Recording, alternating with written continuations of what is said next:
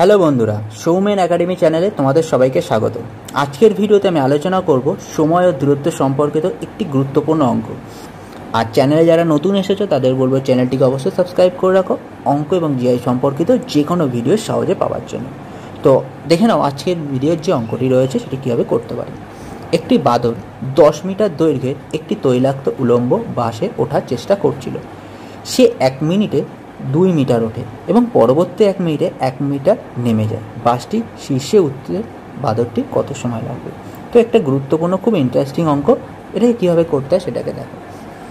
তো এই অঙ্কটি করতে গেলে দেখো, প্রথমে যদি একটা ডায়াগ্রামের মাধ্যমে সাজাই, এটা ধরো একটা বাস। তো একজন প্রথমে 1 মিনিটে 2 মিটার যাচ্ছে এবং পরবর্তী 1 মিনিটে সে আরও 1 মিটার নেমে যাচ্ছে। এবার খেয়াল করে দেখো তো, প্রথম 1 মিনিটে সে 2 মিটার উঠছে আর দ্বিতীয় 1 মিনিটে সে 1 মিটার নেমে যাচ্ছে। অর্থাৎ এ উপর দিকে উঠছে আর এটা নেমে আসছে। তাহলে আমরা সহজেই বলতে পারি যে টোটাল যদি 2 মিনিট হয় তাহলে 2 মিনিটে সে টোটাল কত মিটার উঠছে? তাহলে 2 মিটার ওপরে ওঠে 1 মিটার নামছে, তাহলে টোটাল সে উঠছে 1 মিটার। তাহলে 2 মিনিটে সে 1 মিটার করে উঠছে। এবার খেয়াল করে দেখো, এইভাবে যদি 1 মিটার 1 মিটার করে উঠতে থাকে, এইবার লাস্ট যে মিনিটটা আসবে, লাস্ট মিনিটে সে কী করবে? সে 2 মিটার ওপরে উঠে যাবে। উপরে উঠে গেলে সে তো আর নিচে নামবে না, অর্থাৎ পরবর্তী মিনিটে যে 1 মিটার নেমে যাওয়ার কথা সেটা তো আর নামবে না, অর্থাৎ লাস্ট পার্টটাতে সে কখনোই আর নামবে না। তাহলে আমাদের প্রথম কাজ কী হবে? এই যে 2 মিটারটা সে উঠত, এই 2 মিটারটাকে টোটাল মিটার থেকে আমাদের প্রথমে বিয়োগ করতে হবে। অর্থাৎ এই যে প্রসেসটা চলছে, যে 2 মিটার উঠছে 1 মিটার নামছে, এই প্রসেসটা কিন্তু এই 8 মিটারের মধ্যেই সীমাবদ্ধ থাকবে। লাস্ট যে স্টেপে যে 2 মিটার উঠছে তারপরে সে আর নামবে না। অর্থাৎ সর্বপ্রথম আমাদের মোট মিটার থেকে যত মিটার সে উঠছে সেটাকে বিয়োগ করে আমাদের বের করতে হবে যে এই যে প্রসেসটা 1 মিটার 2 মিটার উঠছে 1 মিটার নামছে, সেই প্রসেসটা কত মিটারের মধ্যে এটা সীমাবদ্ধ আছে। অর্থাৎ আমরা সর্বপ্রথম বের করে নিলাম এই প্রসেসটা 8 মিটারের মধ্যে সীমাবদ্ধ আছে। এবার কাজ হচ্ছে যে 2 মিনিটে 1 মিটার করে উঠছে, তাহলে 8 মিটার উঠতে তার কত সময় লাগছে? তাহলে 8 মিটার উঠতে তার সময় কত লাগবে? তাহলে আমরা বলতে পারি 1 মিটার উঠতে তার যদি 2 মিনিট সময় লাগে, তাহলে 8 মিটার উঠতে তার কত সময় লাগবে? 2 × 8 = 16 মিনিট সময় লাগবে। অর্থাৎ আমরা সহজেই বের করে ফেলতে পারলাম তার 8 মিটার উঠতে 16 মিনিট সময় লাগছে। তাহলে নিশ্চয়ই আমরা যদি ধরি এখানে 8 মিটার, এইটুখানি জায়গা হচ্ছে 8 মিটার আর বাকি এইটুখানি হচ্ছে 2 মিটার, তাহলে এই 8 মিটার উঠতে তার সময় কত লাগছে? 16 মিনিট। এবার অঙ্কে আগেই বলেছিলাম 2 মিটার উঠতে তার কত সময় লাগছে? 1 মিনিট। অর্থাৎ বাকি যে 2 মিটার উঠতে তার সময় লাগবে কত? 1 মিনিট। তাহলে সহজেই বলতে পারি তার সময় কত লাগবে পুরোটা? তাহলে সময় লাগবে 16 + 1 = 17 মিনিট। এটি হচ্ছে এই অঙ্কের উত্তর। অর্থাৎ এই 8 মিটার উঠতে তার সময় লাগছে 16 মিনিট আর বাকি এই 2 মিটার উঠতে তার সময় লাগছে 1 মিনিট, তার টোটাল লাগছে 17 মিনিট। এইভাবে ছোট ছোট কনসেপ্টের মাধ্যমে ক্যালকুলেশন করে এই অঙ্কগুলোকে আমরা করতে পারি। তো এরকম ধরনের আরেকটা অঙ্ক আমরা দেখে নিই, যাতে এই ধরনের অঙ্কগুলি করতে পরবর্তীকালে আর কোনো অসুবিধা না হয়।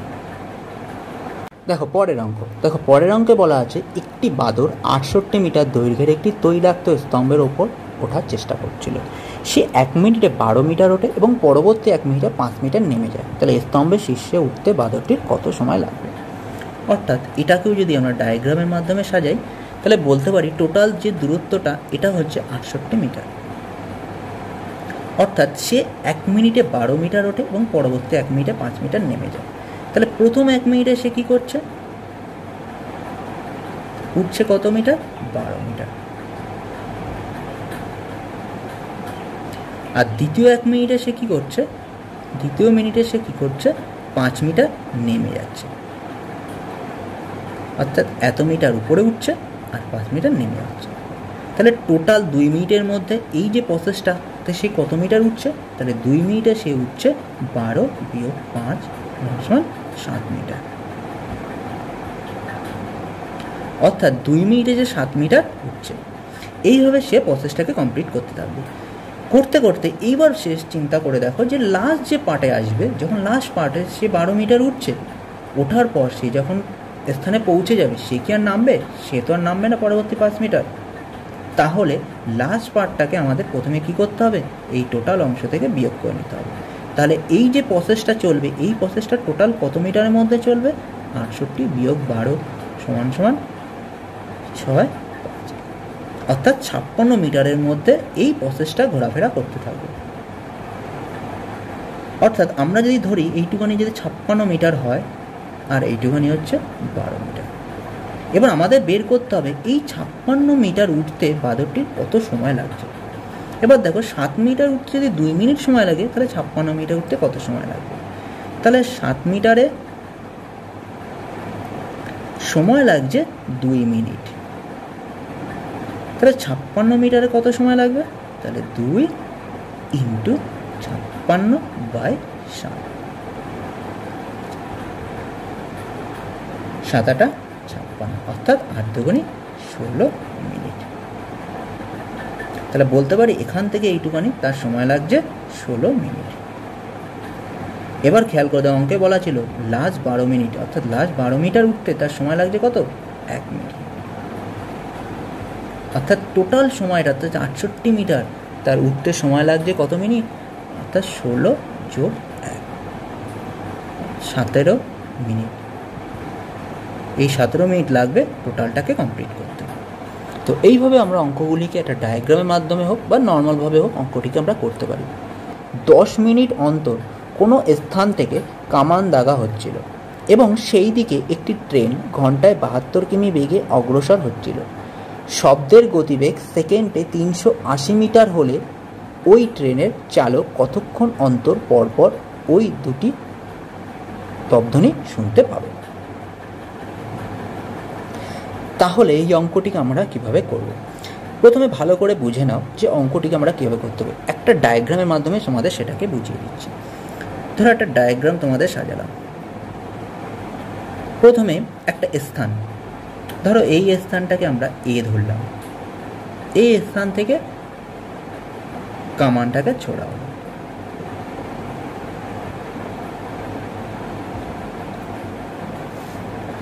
এবার কথা হচ্ছে এটা হচ্ছে বি স্থান। এই স্থান থেকে শব্দটা শোনা যাবে, অর্থাৎ শব্দের অবস্থান এই স্থানে পর্যন্ত আসতে হবে। এইবার কাজ হচ্ছে কি, দেখো অঙ্কে বলা আছে 10 মিনিট অন্তর কোনো স্থান থেকে কামান দাগা হচ্ছিল, মানে এখান থেকে কামান দাগা হচ্ছিল এবং সেই দিকে একটি ট্রেন ঘন্টায় এত কিমি বেগে অগ্রসর হচ্ছিল। এবার শব্দের গতিবেগ সেকেন্ডে এত মিটার হলে ওই ট্রেনের চালক কতক্ষণ অন্তর পর পর ওই তবধ্বনি শুনতে পাবে। অর্থাৎ আমাদের ধরো প্রথমে একটা স্থান, এখান থেকে ট্রেনটা, এটাকে সি ধরলাম, এটাকে ডি ধরলাম। অর্থাৎ যখন ট্রেনটা ওইদিকে যাচ্ছিল আমাদের, এইবার বোঝার চেষ্টা করো কামানটি কী করছিল। কামানটি শুরু হচ্ছে এ থেকে ছাড়া হলো, অর্থাৎ 10 মিনিট অন্তর অন্তর কামানটি ছাড়া হচ্ছে। তাহলে পরপর দুটি তোপধ্বনির মধ্যে দূরত্ব কত হতে পারে?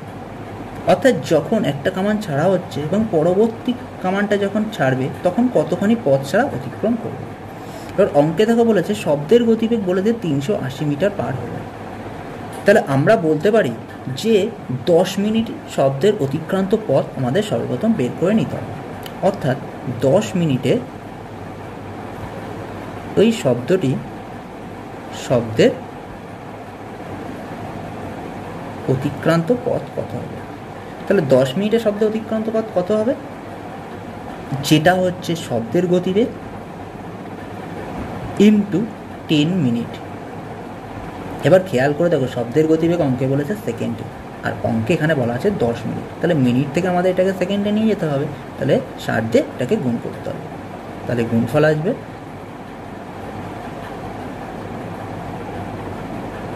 এত মিটার, অর্থাৎ 2,28,000 মিটার। এটা হচ্ছে 10 মিনিটে শব্দের অতিক্রান্ত পথ, অর্থাৎ শব্দটা অতিক্রান্ত করবে। তাহলে আমরা যদি বলি এখান থেকে এইটুখানি তাহলে সি থেকে বি পর্যন্ত এই যে শব্দের অতিক্রান্ত পথটা এটা হচ্ছে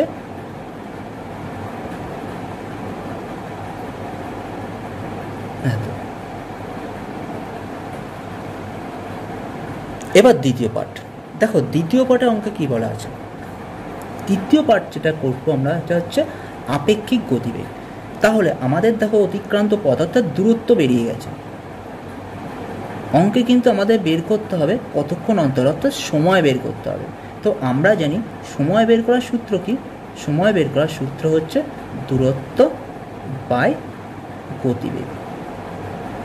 দূরত্ব কিন্তু আমাদের অঙ্কে বেরিয়ে গেছে এখান থেকে এইটুখানি হচ্ছে 2,28,000। এবার আমাদের বের করতে হবে গতিবেগ।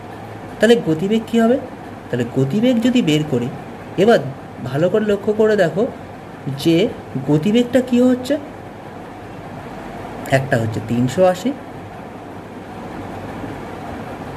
অর্থাৎ যে অভিমুখে এখানে বলেছে সেই দিকে মানে হচ্ছে কামানটা যদি এই দিক থেকে আসে তাহলে এই দিকেই ট্রেনটা, তার দিকেই ট্রেনটি আসছে, অর্থাৎ দুইজন পরস্পর বিপরীতমুখী আছে। তাহলে বিপরীতমুখী যখনই থাকবে তাদের গতিবেগ সর্বদা কী হয়ে যায়, যোগ হয়ে যায়।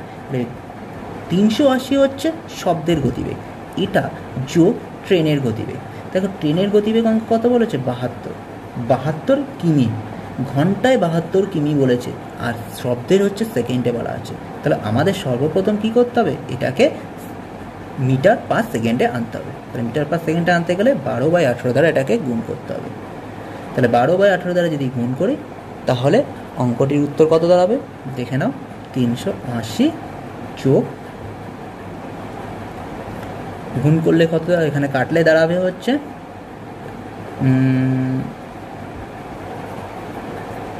4, অর্থাৎ 4×5 20, তাহলে দাঁড়াবে হচ্ছে 400 মিটার পার সেকেন্ড।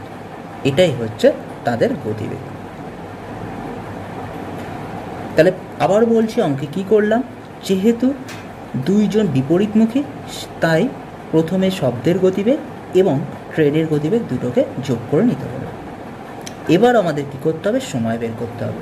যে সময়টা অর্থাৎ সময় বের করার সূত্র হচ্ছে দূরত্ব বাই গতিবেগ। অঙ্কে দেখো দূরত্ব বলে দিয়েছে 22,000, এই 2,28,000, আর গতিবেগ দেখো বলেছে 400। তাহলে যদি কাটি তাহলে থাকবে হচ্ছে 0 0 কেটে গেল, 4 দিয়ে যদি এটাকে কাটি তাহলে দাঁড়াবে হচ্ছে 4 দিয়ে মানে 2 দিয়ে 1 1 4 0। আবার যদি 2 দিয়ে কাটি তাহলে থাকবে হচ্ছে 5 দুগুণী 10, 7 দুগুণী 14, 570 এত সেকেন্ড। এইবার এটাকে আমাদের পরিণত করতে হবে মিনিট পার সেকেন্ডে। তাহলে 570 সেকেন্ড সমান সমান কত মিনিট পার সেকেন্ড হবে, 570 সেকেন্ড সমান সমান দাঁড়াবে এটা বাই 570/60।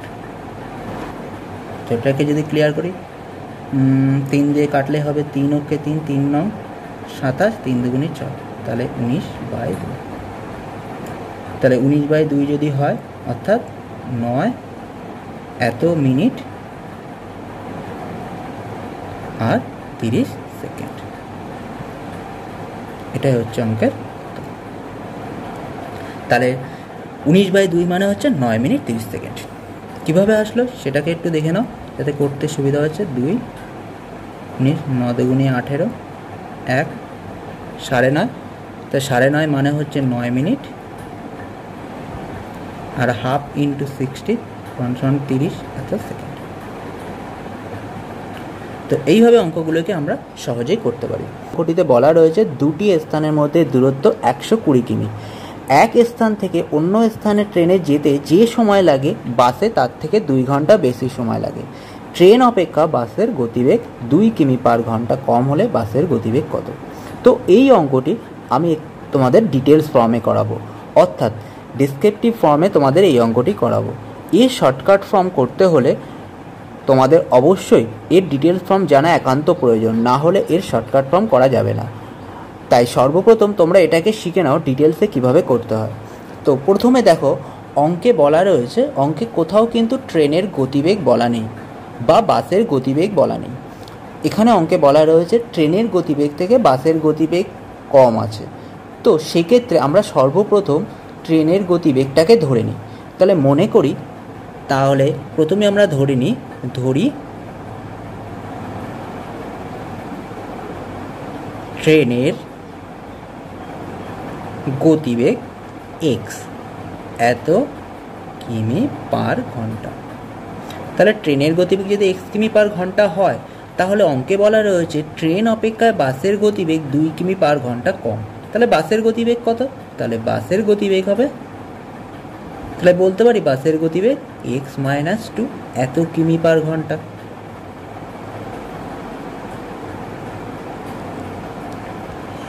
এইবার আমাদের কি বের করতে হবে? দেখো অঙ্কে দূরত্ব বলে দেওয়া আছে, আর আমাদের উত্তরে বের করতে হবে গতিবেগ। তাহলে তোমরা সবাই বুঝতে পারছো যে যদি দূরত্ব বলা থাকে আর গতিবেগ যদি বের করতে হয়, তাহলে মাঝখানে নিশ্চয়ই গতিবেগ বের করতে গেলে আমাদের সময় লাগবে। অর্থাৎ আমাদের গতিবেগ বের করার সূত্র কি? গতিবেগ বের করার সূত্রটি হচ্ছে দূরত্ব বাই সময়। তো দূরত্ব অঙ্কে বলা রয়েছে, কিন্তু সময়টা আমাদের লাগবে। তাহলে সময়টা বের করতে গেলে আমাদের কী করতে হবে? তাহলে এবার খেয়াল করো, আমরা সময় বের করব। প্রথমে আমাদের সময় বের করতে হবে। সময় বের করতে গেলে কি লাগবে? সময় বের করতে গেলে হচ্ছে দূরত্ব বাই গতিবেগ। এই গতিবেগটা হচ্ছে যেটা আমরা ধরে নিয়েছিলাম অঙ্কে, সেই গতিবেগটা এখানে বসাবো, সেই অনুসারে অঙ্কটা করব। এবার দেখো সময় আমাদের বের করতে হবে। তাহলে এবার প্রথমে ট্রেনে যেতে কত সময় লাগে? তাহলে ট্রেনে যেতে সময় লাগবে কত? প্রথমে দূরত্ব হচ্ছে 120, আর সময় লাগবে কত? গতিবেগ হচ্ছে এক্স কিমি পার ঘন্টা। এইটা হচ্ছে এত ঘন্টা হচ্ছে ট্রেনে যেতে সময় লাগবে। দ্বিতীয়ত হচ্ছে বাস। তাহলে বাসে যেতে কত সময় লাগবে? তাহলে প্রথমে হচ্ছে দূরত্ব হচ্ছে 120, আর গতিবেগ কত? গতিবেগ হচ্ছে বলা আছে এক্স মাইনাস 2। এবার দেখো অঙ্কে একটা ট্রিক্স দিয়ে দেওয়া আছে, সেটা হচ্ছে বাসে তার থেকে, অর্থাৎ তার মানে হচ্ছে ট্রেন থেকে, বাসে ট্রেন থেকে 2 ঘন্টা বেশি সময় লাগে। তাহলে বাসে যেতে ট্রেন থেকে 2 ঘন্টা বেশি সময় লাগে। তো এই জায়গাটা আমাদের একটা সমীকরণ তৈরি করতে হবে। যেহেতু এক্স ফর্ম চলে এসছে, এক্স ফর্ম আসা মানে অঙ্কে একটা সমীকরণ তৈরি করতে হবে। সেই সমীকরণ অনুসারে অঙ্কের মান আমরা এক্সের মান বের করে আনতে পারি। তাহলে কীভাবে সমীকরণ তৈরি করতে হবে সেটাকে দেখে নাও। অর্থাৎ সমীকরণ যদি তৈরি করি, অঙ্কে বলা আছে ট্রেন থেকে বাস 2 ঘন্টা বেশি সময় লাগে। তাহলে আমরা এটা সহজে যদি সাজাই, তাহলে লিখতে পারি বাসের যেতে সময় লাগবে 120 বাই এক্স মাইনাস 2, এত সময় লাগবে, সমান সমান ট্রেনে যেতে সময় লাগবে কত? 120 বাই এক্স প্লাস 2 ঘন্টা। অর্থাৎ বাসে যেতে যত সময় লাগে ট্রেনে যেতে তার 2 ঘন্টা বেশি সময় লাগে। এই বাসে যেতে যত সময় লাগবে ট্রেনে যেতে তার 2 ঘন্টা কম সময় লাগবে। এই কারণে প্লাস 2টা এই দিকে যুক্ত করেছে। এইবার এই সমীকরণটাকে আমাদের সলভ করতে হবে। এবার কি করে সলভ করব সেটাকে দেখে নাও। প্রথমে যদি সমীকরণটা করি, তাহলে এখানে দেখো লিখছি 120 বাই এক্স মাইনাস 2 সমান সমান এদিকে থাকবে হচ্ছে 120, এক্স হচ্ছে লসাগু প্লাস 2x। এবার উভয় দিকে আমাদের বজ্রগুণন করতে হবে। বজ্রগুণন করলে কীভাবে করতে হবে সেটাকে দেখে নাও। তো উভয় দিকে যদি বজ্রগুণন করি তাহলে আসবে কত? অর্থাৎ 120x সমান সমান x minus 2 into 120 plus 2x। এবার এটাকে গুণ করতে হবে। যদি গুণ করি 120x সমান সমান এক্স দিয়ে পুরোটাকে আগে গুণ করতে হবে, অর্থাৎ 120x, এক্স দিয়ে এটাকে গুণ করলে প্লাস 2x স্কোয়ার মাইনাস 240 প্লাসে মাইনাসে মাইনাস 4x। এবার দেখো উভয় দিকে 120x হচ্ছে, সেটাকে কেটে যাবে, কেটে গেলে পড়ে থাকবে এই সংখ্যাটি। এইবার এই সংখ্যাটিকে আমাদের সমীকরণ করতে হবে, অর্থাৎ 2x square minus 240 minus 4x সমান সমান 0, এইটা আমরা লিখতে পারি। এবার এটাকে যদি সাজাই তাহলে দাঁড়াবে 2x² মাইনাস 4x মাইনাস 240 সমান 0। এইবার এখান থেকে দেখো আমরা সমীকরণটাকে ছোট করে নিই, 2কে কমন নিয়ে নিই। 2 যদি কমন নিই তাহলে থাকবে x² মাইনাস 2x মাইনাস 120 সমান 0। তাহলে 2 এর সাথে গুণ অবস্থায় আছে, এই পাশে গেলে 2 কী হবে, ভাগ হয়ে যাবে। তাহলে শূন্যের সাথে যাই ভাগ হোক না কেন অ্যান্সার শূন্যই দাঁড়াবে। এবার কি করতে হবে, এবার দেখো তাহলে থাকলো কত, x² মাইনাস 2x মাইনাস 120 সমান 0। এইবার 120কে ভাঙাতে হবে। যদি 120কে ভাঙাই তাহলে আসবে কত, অর্থাৎ 120কে ভাঙালে দেখো 2 6 দুগুণী 12, 2 3 দুগুণী 60, 2 15 দুগুণী 30, 3 5 15। তাহলে ভাঙালে আসবে দেখো। এবার 120কে যদি ভাঙাই তাহলে কি করতে হবে দেখে নাও, 3 দুগুণী 6, 6 দুগুণী 12, 12 আসছে একদিকে আর 5 দুগুণী 10, তাহলে 12 আর 10 আসছে। এবার 12 আর 10 কী করতে হবে, এখানে সমীকরণে আমাদের সাজাতে হবে, অর্থাৎ x² minus 12x plus 10x minus 120 সমান 0। এবার সাজালে থাকবে x into x minus 12 plus 10 into x minus 12 সমান 0।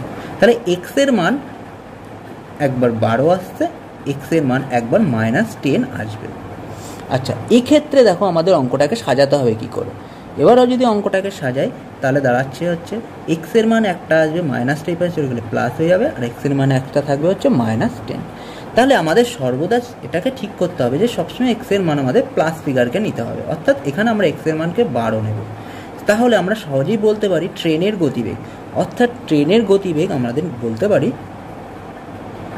ট্রেনের গতিবেগ বলতে পারি 12 কিমি পার ঘন্টা। কিন্তু অঙ্কে চেয়েছে বাসের গতিবেগ। দেখো অঙ্কে বলা আছে বাসের গতিবেগ ট্রেনের গতিবেগ যা হবে তার থেকে 2 কম।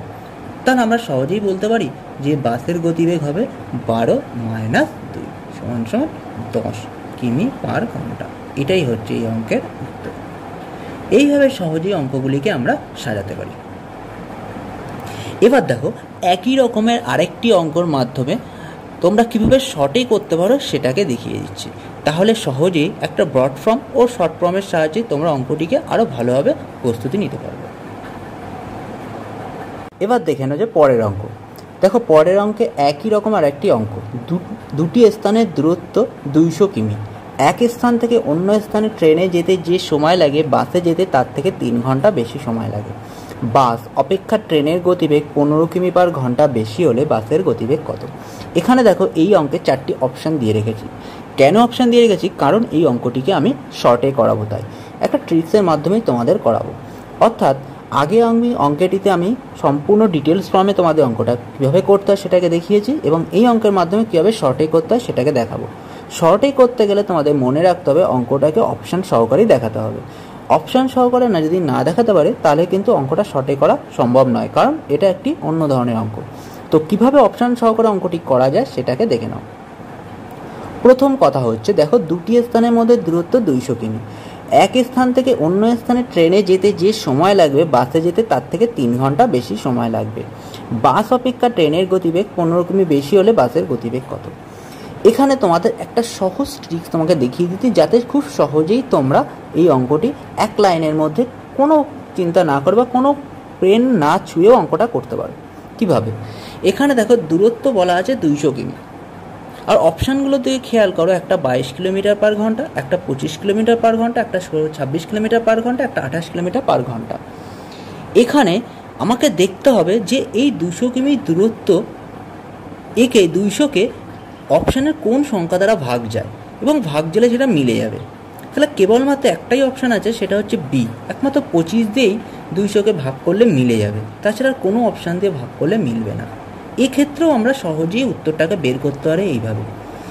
আচ্ছা, মিলে যাবে কি করে বুঝবো আমরা এটা মিলে গেলে এই উত্তরটা হবে? এই কারণেই, কারণ বাকি যে সংখ্যাগুলো দেওয়া আছে দেখো, একটা 3 ঘন্টা বেশি সময় লাগবে, একটা 15 কিমি বেশি সময় লাগবে, এগুলো সবই হচ্ছে রাউন্ড ফিগার, ওটা পূর্ণ সংখ্যায় রয়েছে, কোনো দশমিক সংখ্যা এখানে নেই। এই কারণে আমরা সহজেই বলতে পারি এমন একটি সংখ্যা এখানে অপশান ধরতে হবে যেটা সর্বদা 200কে ভাগ করা সম্ভব। তো কেবলমাত্র 25 দিয়েই 200কে ভাগ করা সম্ভব, অন্য কোনো অপশান দিয়ে ভাগ করা সম্ভব নয়। এক্ষেত্রে উত্তরটা সম্পূর্ণ 25 হবে। এইভাবেও আমরা বিচার করতে পারি খুব সহজেই। কিন্তু অনেকের মনে ডাউট থাকতে পারে কেন 25 ধরবো বা কীভাবে ধরবো। তো আমি অন্যভাবে তোমাদের অঙ্কটাকে করেই দেখাচ্ছি।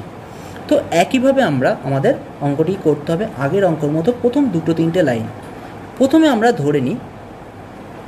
ধরি ট্রেনের গতিবেগ। ট্রেনের x কিলোমিটার পার আওয়ার। এখানে আমি শর্ট ফর্মে এই কারণে লিখছি, অঙ্কটা করতে সুবিধা হবে। কে মানে হচ্ছে কিলোমিটার, আওয়ার মানে হচ্ছে ঘন্টা। আর বাসের গতিবেগ তাহলে কত হবে? এখানে বলেছে ট্রেনের গতিবেগ 15 কিমি বেশি হবে, তাহলে বাসের গতিবেগ কত হবে? তাহলে আমরা বলতে পারি x - 15। এটা আমরা সহজেই বলতে পারি। এবার আমাদের কি লাগবে? যে সময়। দেখো সময় বলেছে বাসে যেতে তার 3 ঘন্টা বেশি সময় লাগবে। অর্থাৎ আমাদের অঙ্কটাকে শর্টে করতে গেলে আমাদের সমীকরণ পর্যন্ত পৌঁছাতে হবে। সেখান থেকে আমরা অঙ্কটাকে শর্টে করতে পারবো অপশান সহকারে। দেখো কীভাবে করতে পারি। তাহলে সময় বের করার সূত্রটা আগেই দেখেছি, যে আমরা জানি দূরত্ব বাই গতিবেগ। তাহলে বাসের কত সময় লাগবে? তাহলে প্রথমে আমরা বের করি ট্রেনের সময়। ট্রেনের সময় লাগবে কত? 200/x। আর বাসের কত লাগবে? অর্থাৎ বাসে লাগবে 200/x - 15। এবার আগের সমীকরণের মতো আমরা যদি এটাকে সাজাই, তাহলে সাজাতে পারি 200x - 15 = 200x + 3। এইবার আমাদের অঙ্ক শর্ট ফর্মে আনতে হবে, কারণ এখান থেকে আমরা যদি অঙ্কটাকে সলভ করি সমীকরণ, তাহলে দ্বিঘাত সমীকরণে অঙ্ক চলে যাবে। দ্বিঘাত সমীকরণে অঙ্ক গেলে সেটা অঙ্ক করতে অনেক সময় লাগবে। এই কারণে আমাদের অপশান সহকারে এখানে ব্যবহার করতে হবে। এইবার আমরা জানি যে অঙ্কটা উত্তর হবে সেটা সম্পূর্ণ এক্সের সমান হতে হবে। অর্থাৎ আমাদের এখানে বলেছে বাসের গতিবেগ বের করতে হবে। তাহলে খেয়াল করে দেখো বাসের গতিবেগ কি হবে? ট্রেনের গতিবেগ থেকে 15 কিলোমিটার কম হবে। তাহলে ভালো করে বুঝে দেখো, এখানে আমাদের 200 দিয়ে সর্বদা বিভাজিত হতে হবে। এমন একটি সংখ্যাটা সর্বদা 200 দ্বারা বিভাজিত হতে হবে, তবেই আমাদের অঙ্কটা কিন্তু মিলবে। তাহলে এক্ষেত্রে x যেটা আসবে সেটা সর্বদা 200 দ্বারা বিভাজিত হতে। তাহলে 22 থেকে 15 যদি যোগ করি তাহলে কত আসে? তাহলে আসবে হচ্ছে 37। দ্বিতীয়ত যদি 25 থেকে 15 যোগ করি তাহলে আসে আমাদের 40। আর 26 থেকে যদি 15 যোগ করি তাহলে আসে 41। আর 28 থেকে যদি 15 যোগ করি তাহলে আসবে 43। খেয়াল করে দেখো এই 4টে অপশানের মধ্যে কেবলমাত্র 40 দ্বারাই সব কিছু ভাগ করা সম্ভব, 200কে ভাগ করা সম্ভব। আর বাকি যে অপশানগুলো রয়েছে এগুলো সবগুলো হচ্ছে মৌলিক সংখ্যা, তাই সর্বদা আমরা বলতে পারি 25 দ্বারা এটা বিভাজিত হবে। তাহলে 40 দিয়ে যদি এখানে করি তাহলে একে 40 দিয়ে করলে অপশান থেকে কত? 4 × 5 = 20, তাই 5 × 3 = 8। আর এই পাশে আমাদের 8 মেলাতে হবে। তাহলে এটা যদি 40 বিয়োগ করি তাহলে কত? 25 থাকে। অর্থাৎ 200 - 5 25, তাহলে কাটলে থাকবে 8। দেখো উভয় দিকে এটা মিলে যাচ্ছে, তাহলে সহজেই বলতে পারি অপশান হবে 25। এইভাবে শর্টকাট ফর্মে আমরা উত্তর সহকারে করতে পারি। তো তোমাদের দুটোভাবে দেখালাম। একটাভাবে দেখালাম যেটা হচ্ছে আমরা খাতা পেন ছাড়াও মুখে মুখে করতে পারি নিজের বুদ্ধিকে ব্যবহার করে। আর অন্যভাবে দেখালাম সমীকরণটাকে পাতিয়ে নিয়ে আমরা কীভাবে অপশান কি ইউজ করে এটাকে শর্ট ফর্মে আনতে পারি। তো তোমাদের এই ট্রিক্সগুলো দেখালাম।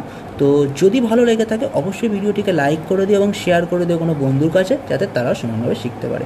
এবং তোমাদের এই অঙ্কটা আমি দুটোভাবে দেখালাম, একটা ডিটেলসে দেখালাম, একটা শর্ট ফর্মে দেখালাম কীভাবে অপশান সহকারে এটা করতে পারো। তোমাদের যেটা ভালো লাগবে তোমরা সেটাই অঙ্কটা করতে পারো। তো তোমাদের এইটুকুনই বলবো, ডিটেলসও শিখে রাখো এবং শর্ট ফর্মটাকেও শিখে রাখো, যাতে সহজেই তোমরা যে কোনো অঙ্ক তোমাকে সলভ করতে সুবিধা হবে। তো আজ এই পর্যন্ত, দেখা হবে পরের ভিডিওতে আরও নতুন কোনো ট্রিক্সের সাথে। থ্যাংক ইউ বন্ধুরা ভিডিওটিকে সম্পূর্ণ দেখার জন্য।